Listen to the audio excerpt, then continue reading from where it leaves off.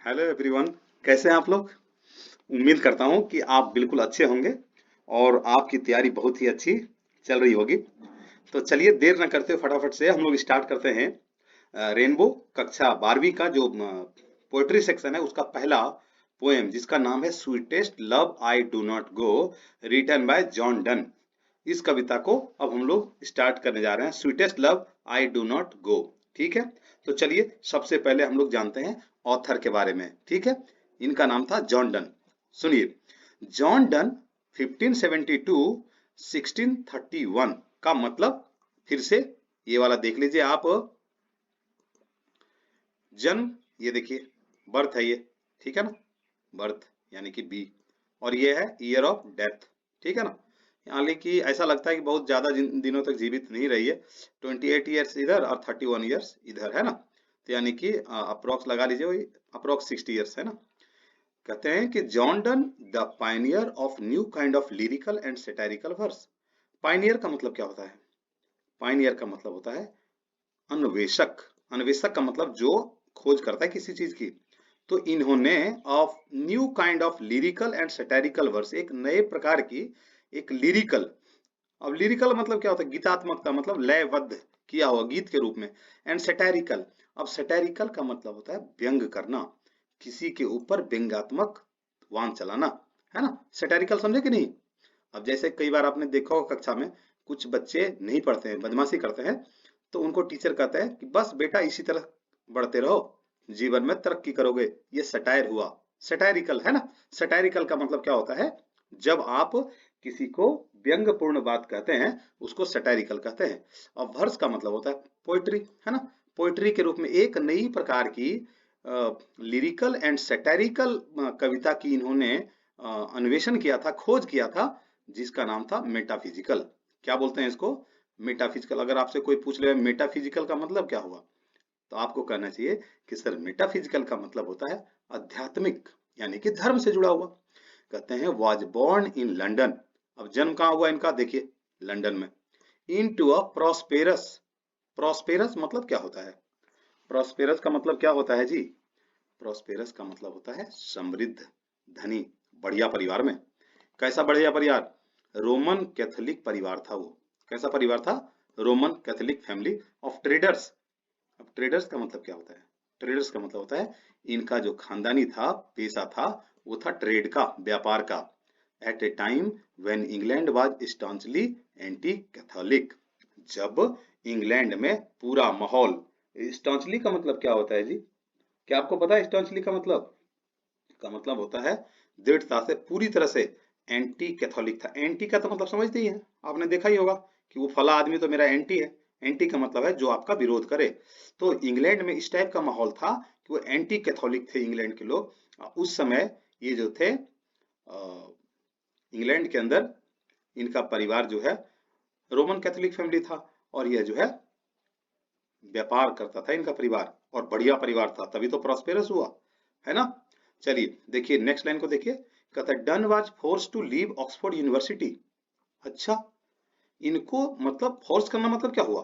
Force का मतलब हुआ जबरदस्ती हटाना, भगाना। अब कहाँ भगा दिया? To leave Oxford University. ये ऑक्सफोर्ड यूनिवर्सिटी में पढ़ रहे थे, लेकिन उनको वहां से हटा दिया गया, भगा दिया गया, निकाल दिया गया, कह सकते हो आप। क्यों? वो भी बिना डिग्री दिए हुए। क्यों जी? क्यों निकाला इनको? Because of his religion. इनके धर्म के कारण, इनके धर्म के कारण इनको निकाल दिया। क्यों? क्योंकि इनका फैमिली जो था रॉयल कैथोलिक फैमिली था। रोमन, सॉरी रॉयल कहता हूँ, रोमन कैथोलिक फैमिली था। तो इसके इनके धर्म के कारण इनको क्या किया गया? कॉलेज से निकाल दिया गया।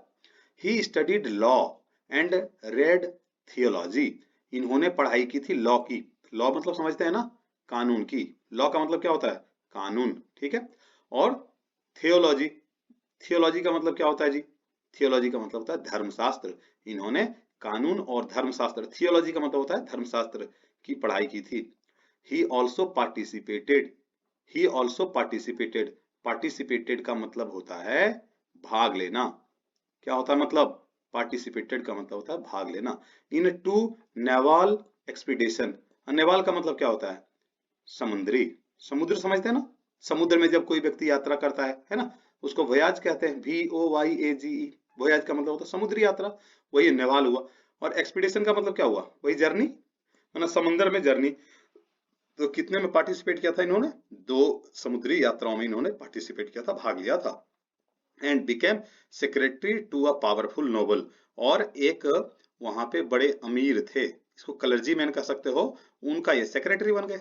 सेक्रेटरी समझते हैं ना, सचिव, PA बनना, है ना, तो उसको कहते हैं सेक्रेटरी का मतलब सचिव होता है। यानी कि एक बड़े अच्छे फैमिली से लोग थे जिनका उनका वो PA बन गए। पावरफुल का मतलब बहुत ही ताकतवर था वो व्यक्ति, जिनके ये सेक्रेटरी बने ना, वो व्यक्ति बहुत ही पावरफुल था। A job he lost when he was briefly sent to prison.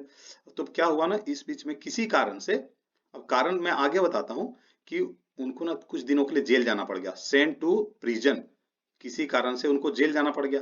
क्यों, देखिए रीजन भी दे दिया है, secretly marrying his patrons knife, अपने पेट्रन्स के नीफ से इन्होंने चुपचाप शादी कर ली थी, इसलिए इनको जेल भेज दिया गया, है ना।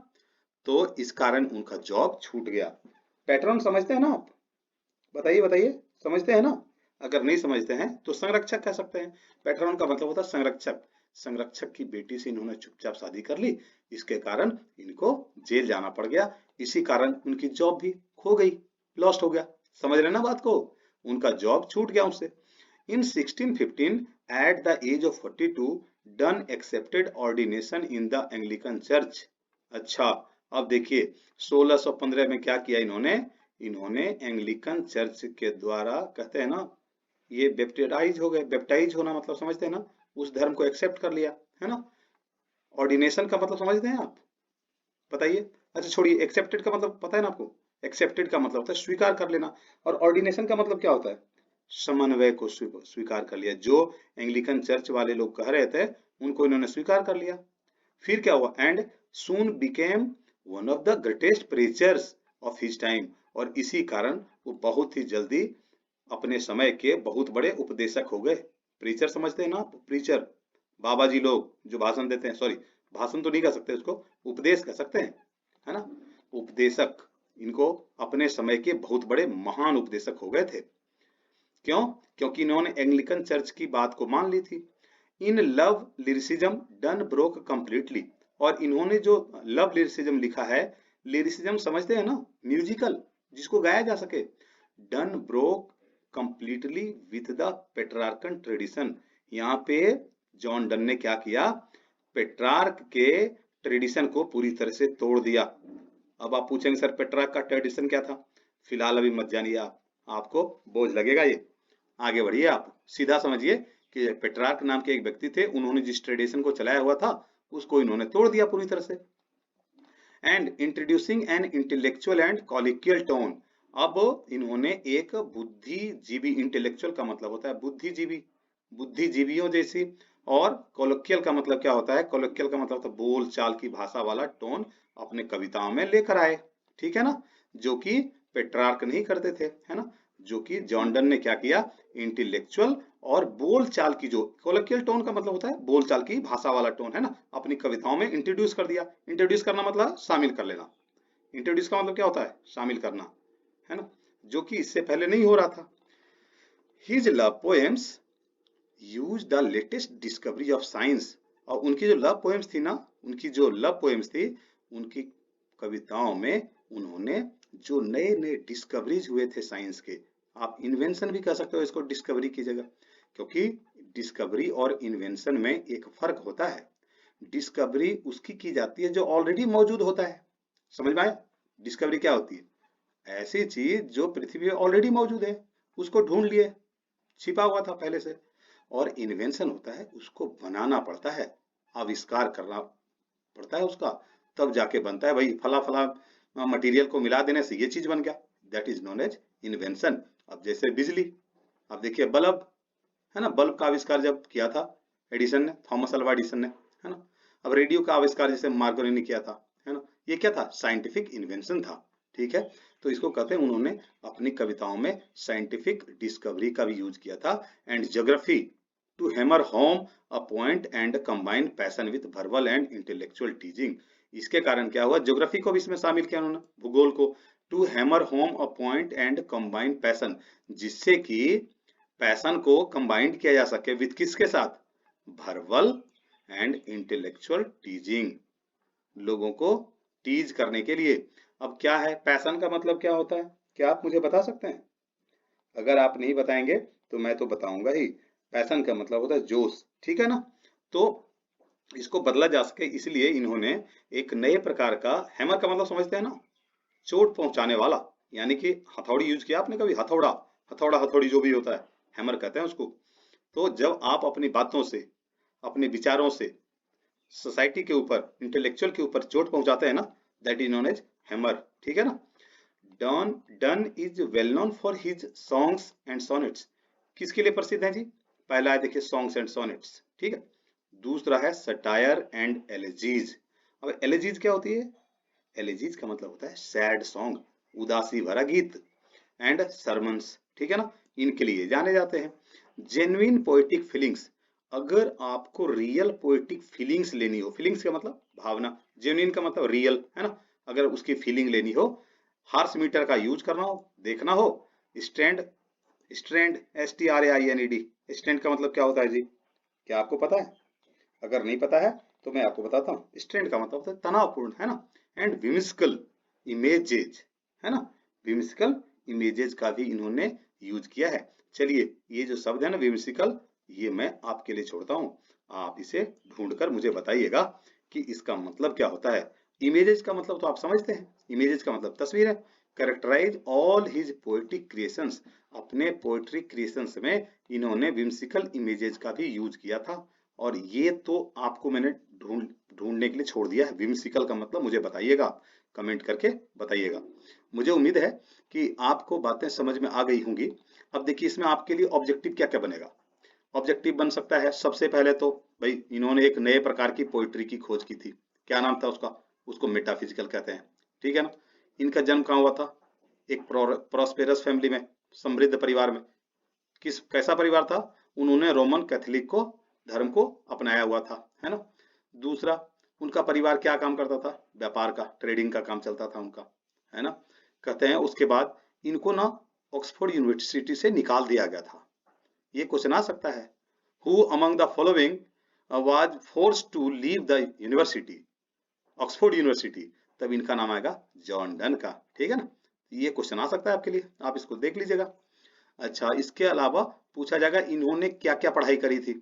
तो एक तो आपको याद होगा कि सबसे पहले इन्होंने लॉ की पढ़ाई की, फिर थियोलॉजी, थियोलॉजी समझते हैं ना, मैंने बताया था आपको, धर्मशास्त्र, तो धर्मशास्त्र की भी इन्होंने पढ़ाई की थी। और इसके अलावा कोई क्वेश्चन और आ सकता है क्या?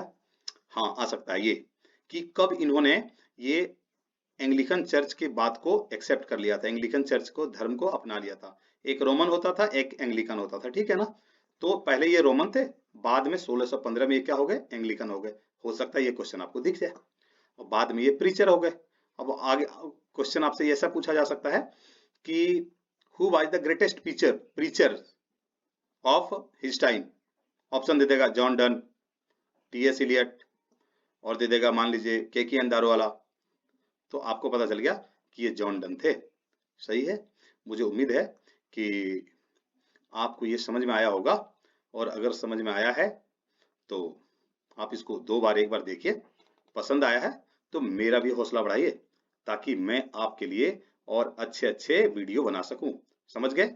चलिए मैं उम्मीद करता हूं कि आपको ये अच्छा लगा होगा, और अच्छा लगा है तो फिर मोटिवेट करिए मुझे।